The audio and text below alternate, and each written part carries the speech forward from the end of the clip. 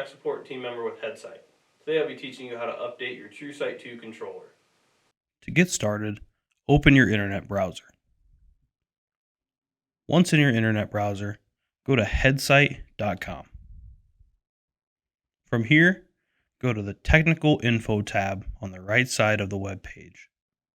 Scroll down until you see Truesight 2 software download file. Open the file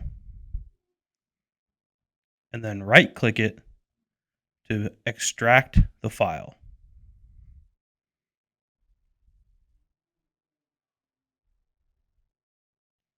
Once you've extracted it, drag insight.bin over to your USB drive.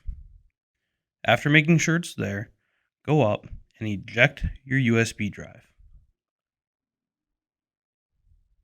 Once ejected, remove your USB, go to your Truesight 2 system, and you'll be able to plug in the USB to the Truesight 2.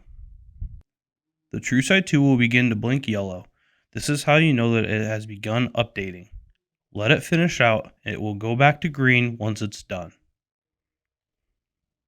Thank you for watching.